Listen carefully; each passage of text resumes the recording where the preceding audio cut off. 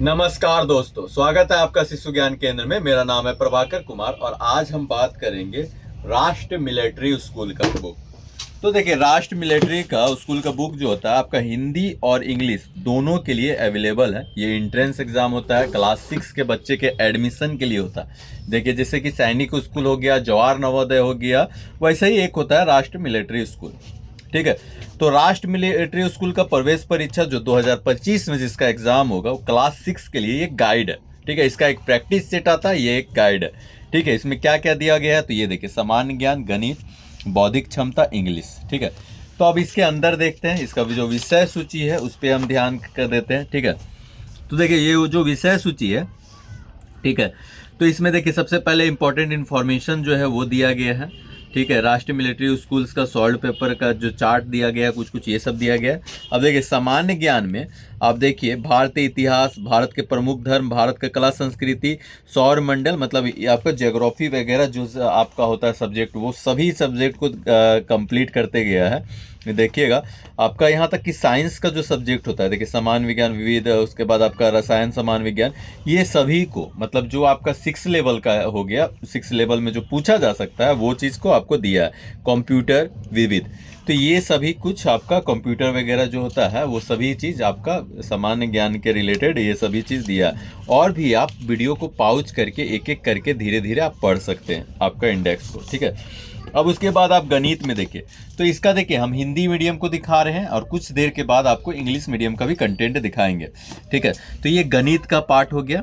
तो गणित में भी देख सकते हैं संख्या पद्धति थी, और आपका ये एलसीएम एचसीएफ हो गया। ठीक है, भिन्न वर्ग जो आपका सिंपली क्लास 6 के लिए बच्चों के लिए हो सकता है उतना ही है। देखिए औसत, प्रतिशत, ठीक है, ये सब ही दिया गया। अब ये रीजनिंग का चैप्टर हो गया, समझे, बौद्धिक क्षमता, तो ये रीजनिंग का चैप्टर है, आप रीजनिंग का भी चैप्टर से देख सकते हैं। ठीक है, वर्गीकरण, शब्दों का है, सौतर्किक कर्म, जो भी है आपका रक्त संबंध जो कि ब्लड रिलेशन बोलते हैं, दिशा परिचय, ठीक है, ये सब मैप जो होता है ये सभी चीज़ आपका दिया गया है। ठीक है, तो हर एक रीजनिंग का चैप्टर को धीरे धीरे ये मतलब कि आपका 21 को रीजनिंग का चैप्टर दिया गया है, ये ध्यान दीजिए। इंग्लिश में भी आप देख सकते हैं, तो जो रीडिंग हो गया, आर्टिकल्स हो गया, नाउन, प्रोनाउन, एडजेक्टिव, ये सब जितना भी आपका, तो 19 को दिया है। इसमें क्लोज टेस्ट लास्ट में एक दिया गया, तो ये सभी आपका दिया गया।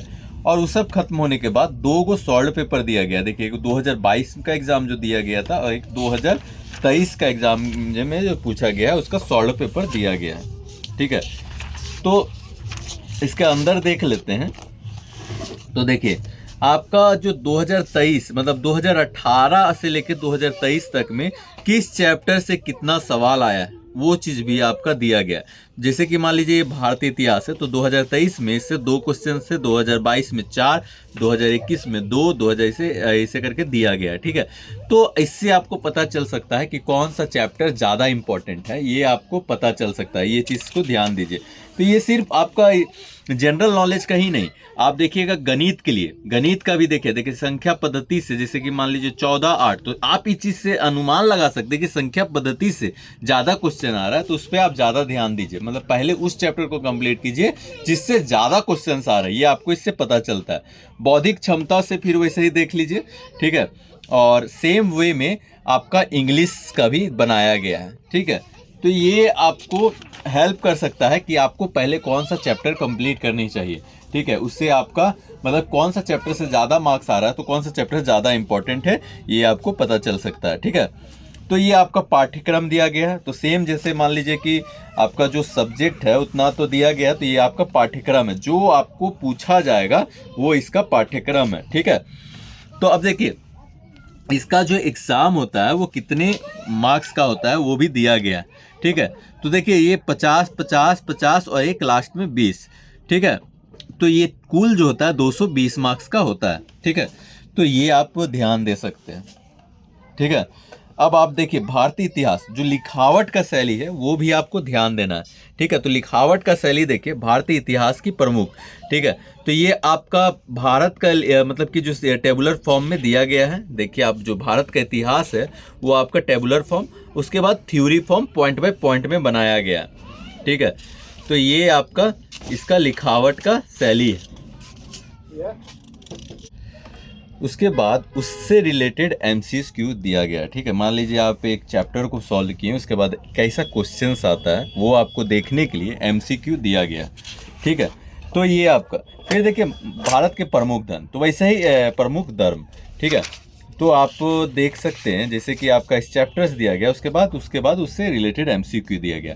तो सेम वे में आप देखिएगा मैथ में भी यही किया गया। मान लीजिए वर्ग और वर्गमूल है, तो आपको पहले वर्ग और वर्गमूल समझाया गया है, उसके बाद उससे रिलेटेड MCQ दिया गया, जो आपको प्रैक्टिस भी कर सकते हैं और आपको पता चलेगा कि कैसा सवाल उसमें आता है। ठीक है, तो आप देख लीजिए जैसे कि ये आपका रीजनिंग का है, तो रीजनिंग का पहले एक चैप्टर्स दिया गया है, फिर अभ्यास प्रश्न दिया गया है। ठीक है, आप वैसा ही सेम वे में। ठीक है, तो देखिए जैसे कि आप पासा, तो इसका पहले आपको समझाया गया है पासा को, और उससे रिलेटेड फिर MCQs दिया गया है।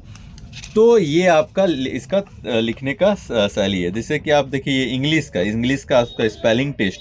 ठीक है, तो पहले आपको दिया गया है। ठीक है, फिर उसके बाद आपका इम्पॉर्टेंट क्वेश्चंस दिया गया है आपको स्पेलिंग टेस्ट करने के लिए। तो ये आपका इसका लिखावट का शैली है। ठीक है, तो ये आपका हो गया। और लास्ट में आपको जैसा कि मैंने बताया था, लास्ट में आप देख सकते हैं प्रीवियस ईयर्स क्वेश्चंस दिया गया है। ठीक है, तो ये आपका 2023 का प्रीवियस ईयर्स क्वेश्चंस है, वैसे ही आपका जो प्रीवियस ईयर्स क्वेश्चन है वो दिया गया है। ठीक है, प्रीवियस ईयर्स क्वेश्चन बनाने से पता चलता है कि किस पैटर्न पे एग्ज़ाम आपका पूछा जाएगा।